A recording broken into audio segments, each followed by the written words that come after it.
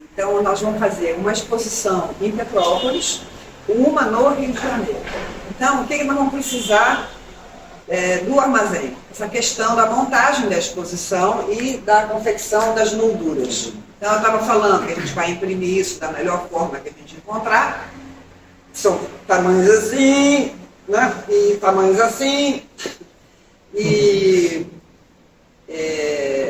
Mas tem que ser assim, ágil e fácil da gente chegar lá e pendurar isso nesses lugares.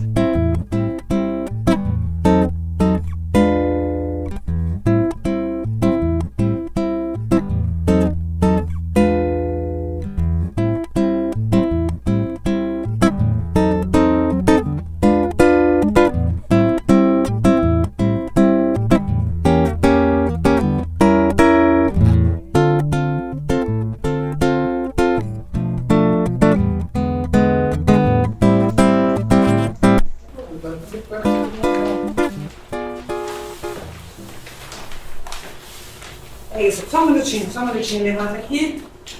Por favor, então, Vandir, bota essa imagem do legado aqui. Então, essa imagem do legado, a gente mandou fazer maior. Vamos só dar uma conferida, vamos abrir aqui, só para ver se está tudo certo.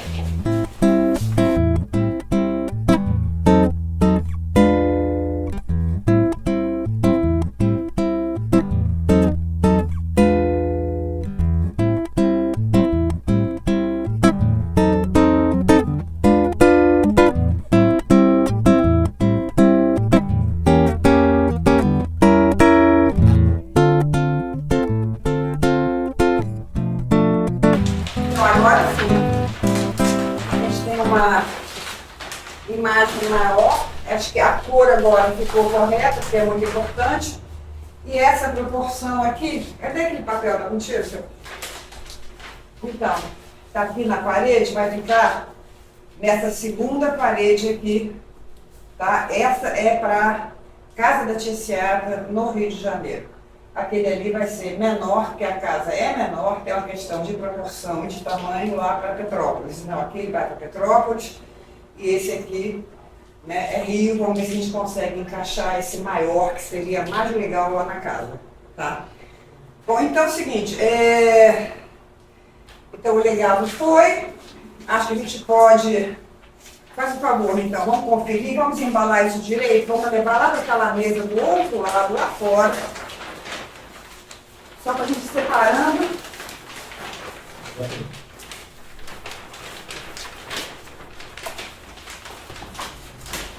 Ó, tá de vinho? Pega esse também para a gente fazer uma embalagem lá, que eu vou fazer só uma conferência.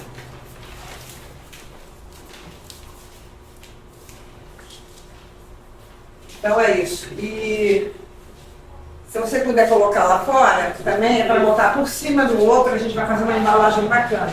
Tá? Então vamos lá.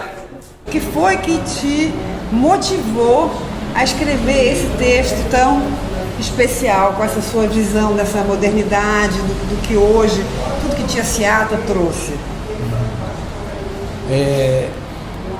Eu penso que nós brasileiros, todos, né, temos uma dívida muito grande frente à nossa formação cultural. Essa dívida grande que nós temos é com tudo o que os africanos escravizados trouxeram e contribuíram para a formação do nosso país. De fato, o Brasil culturalmente foi colonizado pela África. E por isso hoje, quando nós olhamos as manifestações culturais brasileiras, nós vemos o quanto a África está presente, seja no artesanato, seja na música, seja na moda, seja nos nossos hábitos e tradições, né? E então, comemorar o ano de 1922, citando somente a Semana de Arte Moderna de 22, um evento, vamos dizer assim, de homens e mulheres brancas da elite brasileira, um evento que até o próprio Mário de Andrade depois, mais tarde, nos anos 40, fez uma autocrítica, que na verdade faltou o elemento da revolta, né, na Semana de Arte Moderna. Olhar para 1922 e pensar só na fundação do Partido Comunista Brasileiro, que foi um grande evento, é um dos partidos mais importantes na história do Brasil, contribuiu inclusive na luta contra o racismo. Quando não se falava de racismo no Brasil, de racismo estrutural, os dirigentes do Partido Comunista Brasileiro já falavam sobre isso nos anos 30, 40, 50. Mas falar de 22 e falar também do levante no Forte Copacabana, que de fato foi um marco no movimento tenentista e que trouxe o Brasil, forçou o Brasil a avançar para a modernidade, eu penso que falar só dos eventos liderados por homens brancos não seria justo. Não é justo. E por isso eu sempre tive um pouco esse pensamento, e quando a Grace Marie Moreira, que dirige a Casa da Tia Seata, aqui na Pequena África, me convidou para escrever um texto, eu falei, está aí a oportunidade de apresentar uma síntese sobre esse tema. Quando nós vamos falar do Brasil do século XX, fora do Brasil, seja na América Latina, na Argentina, no Uruguai, na Colômbia, na Venezuela, em Cuba ou no Panamá, nós vamos falar do carnaval, vamos falar do samba, porque são elementos que nasceram durante a época da formação e da consistência da modernidade brasileira que avançava, da linguagem nas artes, né? Quando vamos à Europa ou aos Estados Unidos ou à Ásia, de novo, é o samba e o carnaval. Então nós não podemos desconsiderar a obra da Tia Seata, que reunia no seu terreiro Pixinguinha, Donga, Senhor, João da Baiana e muitos outros, né? E permitiu nessa abertura que ela dava para esses homens que estavam excluídos, né, da música que a elite brasileira na época consumia, criou condições, criou um ambiente para que nesse terreiro dela nascesse o samba de sambar, que é o samba que vai triunfar em 1928, 29, 30, quando se formam as primeiras escolas de samba do Brasil.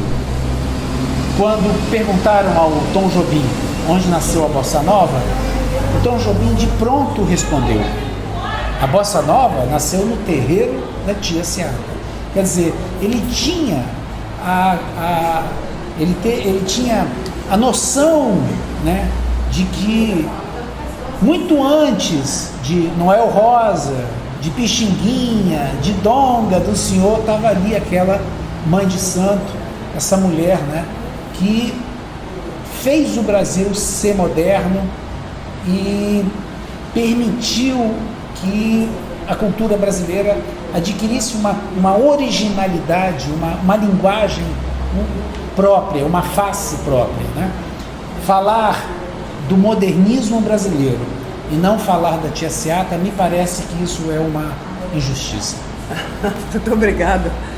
Eu acho que é isso, e também em toda essa questão, né, da gente celebrar os heróis aqui da nossa pequena África, né? Porque eu também estou aqui inserida, já tem muitos anos, eu sei que você também, né, frequenta aqui a pequena África há muito tempo. E essa celebração eu acho que foi assim muito importante de realizar para a gente essa exposição. Eu também, então, mais uma vez, eu queria te agradecer a sua contribuição. Quando eu falei essa frase, né, que todos os brasileiros, né, hoje, né, carregam elementos da colonização cultural que nós sofremos, ou que nós recebemos da África, seria melhor dizer, né, todos nós, eu penso que isso é uma devolução. Nós temos que devolver o que recebemos. O historiador Alessandro Ventura fez o doutorado dele em Sorbonne, na França. Ele estudou como a música africana, depois de 350 anos dos africanos escravizados sofrerem o que sofreram, eles devolverem para o continente americano, oferecerem, doarem ao continente americano o tango de Buenos Aires, o samba do Rio de Janeiro e o jazz de Nova York, né? Então, nós estamos falando aí de territórios distintos, Nova York, Rio de Janeiro e Buenos Aires. Mas dentro dos territórios onde estavam ali os negros, né, os representantes da África, eles depois de sofrerem 350 anos, ainda doaram esses gêneros musicais para todos nós. Então, por isso, eu penso que brasileiro, seja ele de origem, vamos dizer assim, seja ele branco, seja ele de origem imigração japonesa, ou imigração polonesa, ou judaica, ou sírio-libanês, né? E vai por aí, né? Porque o Brasil é um caldeirão de nacionalidades, né? Todos nós, né, carregamos dentro de nós a essência da cultura que a Tia Seata conseguiu, de certa maneira, reunir e transformar isso numa essência que hoje representa o nosso país, né? Eu tive a felicidade de, junto com a minha amiga Camila Soares, durante uma pesquisa que nós fizemos em 2011, desenhar o primeiro mapa da Pequena África. Ele ali? Sim, esse mapa aí.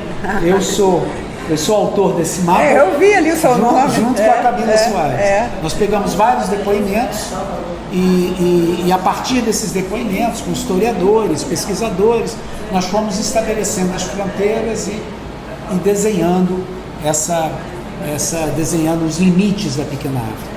Vocês veem que nós tivemos que demorou, bota aí, né, desde quando as primeiras notícias da Pequena África nós vamos ter aí no final do século XIX, né? Então nós podemos falar que mais de 100 anos demorou para alguém se debruçar e desenhar o mapa da Pequena África, né? Então eu penso assim que é um esforço hoje de muitos pesquisadores, de muitos artistas, de muitos gestores de políticas públicas e empresarial, de finalmente, né, trabalhar para o reconhecimento da Pequena África. E aqui, em todas as fronteiras da Pequena África, nas fronteiras que nós apontamos nesse mapa, que a pessoa que esteja entrando no território saiba, você está entrando na Pequena África, você está entrando num território sagrado para a cultura brasileira, um território onde atuaram gigantes da nossa formação cultural, como essa força espiritual, né, que até hoje nos abraça, né, e que paira sobre esse território, que é a Tia Seata. Então eu vou arrancar isso aqui. Vai ter uma porrada de vídeo. Esse é só um dois, pô.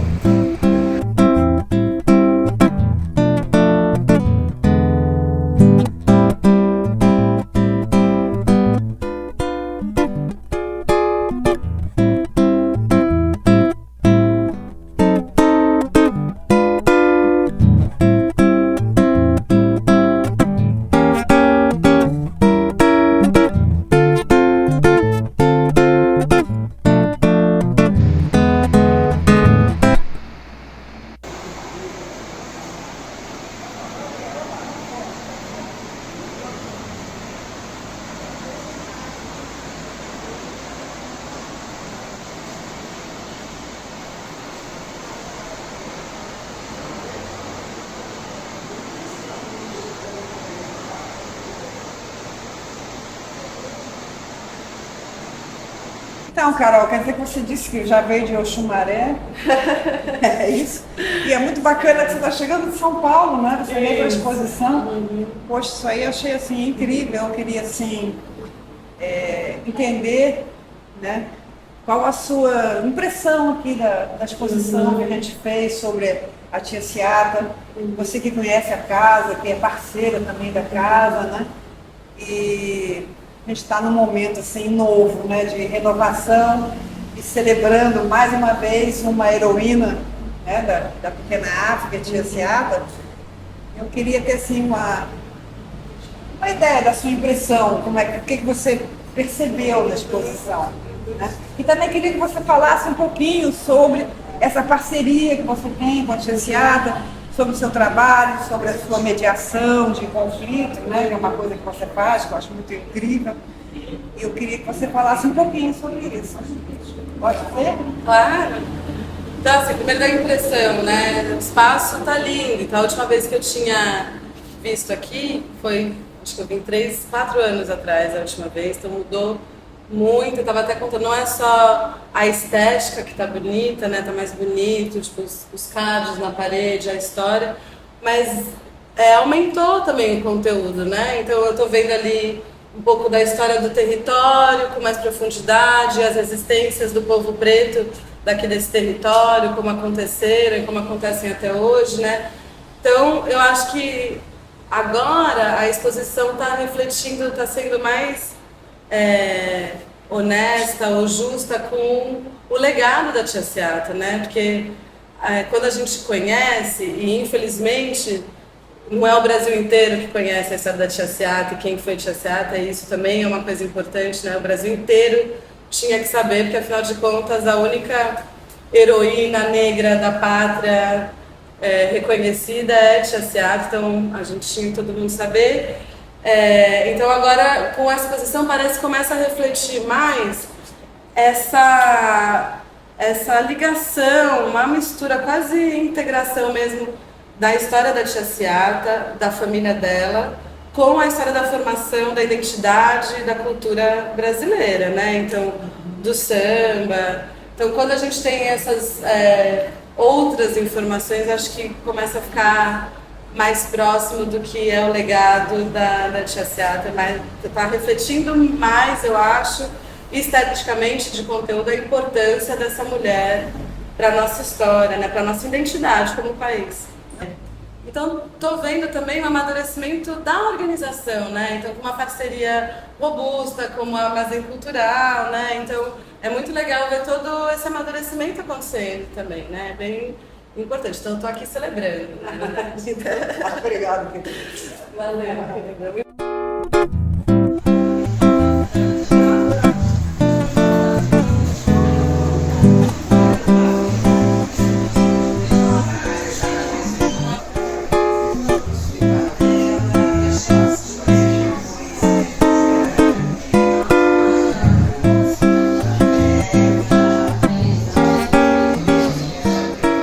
Grace, se achegue, mulher. Vem cá contar um pouco aí dessa história linda da Tia Seata. Coisa boa, senta. Conosco. Olha, eu trouxe um mimo para ti. Fiz com muito carinho esse bordado e eu espero que você goste, que seja expressivo aí da história da nossa querida Tia Seata. Ai, gente, que lindo! Quer ler? Ai, Será que tá tudo Marisa, certinho? que coisa linda! Tem a saia. A saia de baiana bem grande e bem rodada, né? Pois é. Olha aqui, Tia Seata, Hilária Batista de Almeida, 1854 a 1924. Baiana, filha da Oxum, mãe de santo, matriarca do samba, quituteira, revolucionária, costureira, modista e bordadeira. Mãe de 15 filhos, uma personalidade negras mais importante da história social, política e cultural brasileira. Ai, gente, muito obrigada, Marisa. Que bom, eu fico contente que você tenha gostado. Ai, linda. Fiz questão de trazer essa saia bem bonita, rodada mesmo, né? trazer o bordado.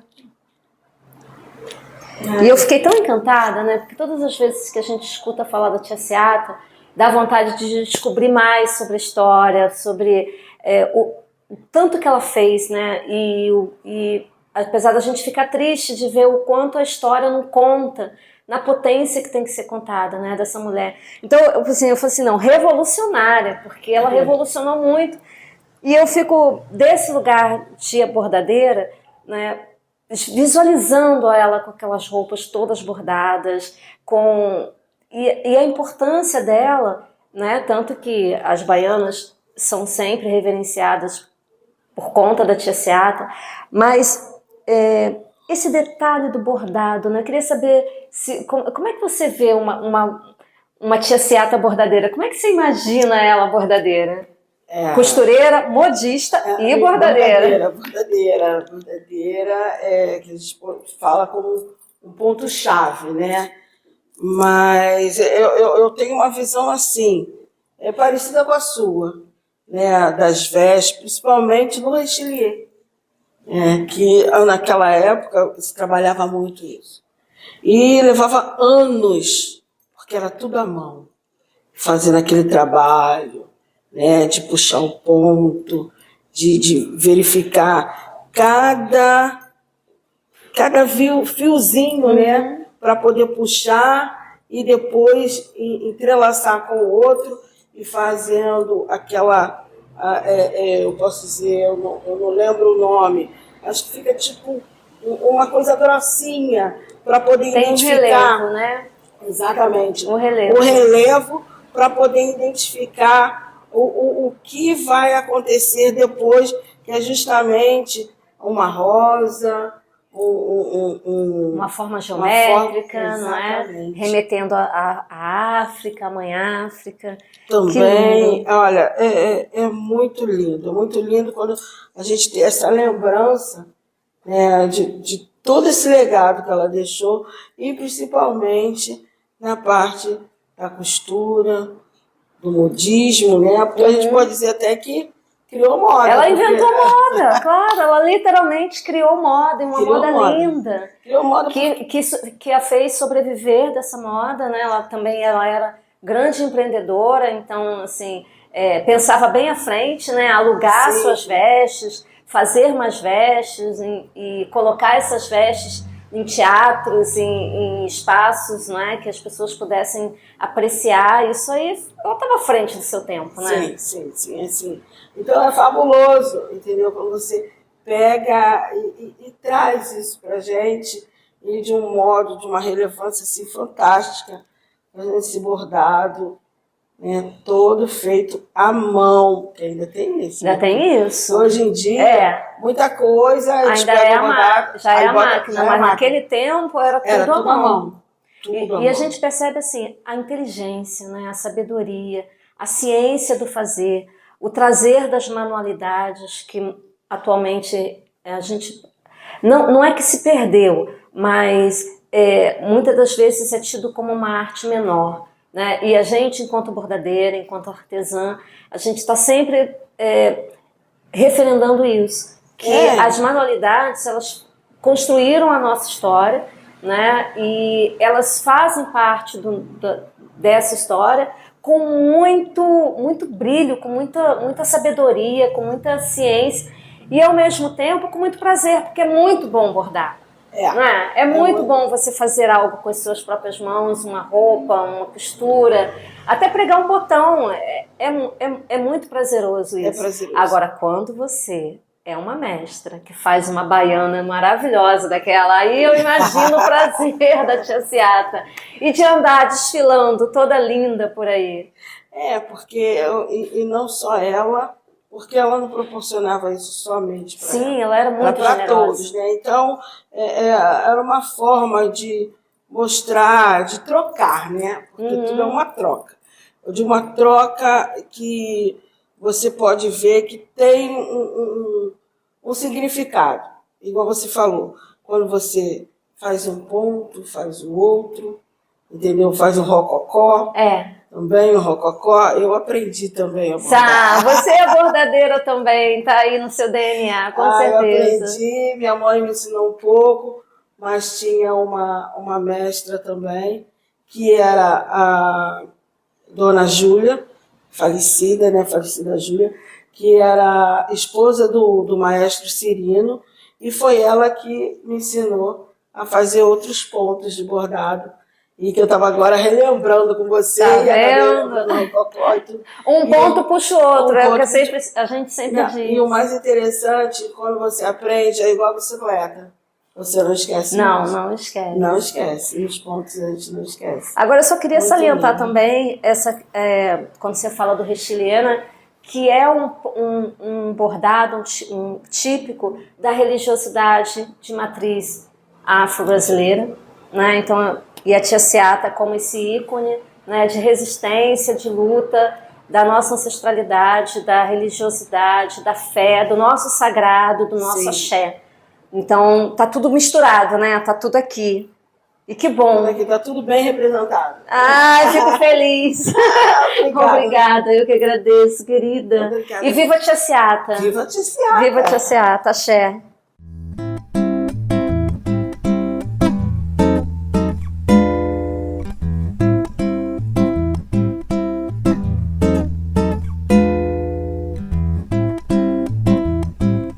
Cabaça também chamam de porungo, cuitizeira,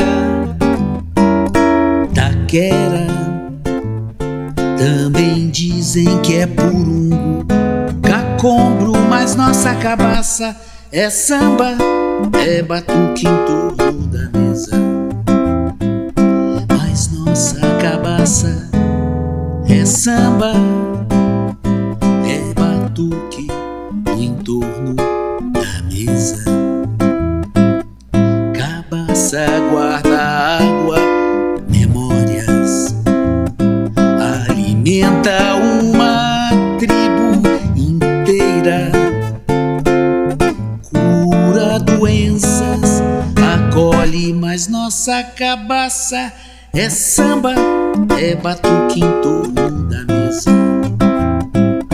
Mas nossa cabaça é samba, é batuque no entorno da mesa.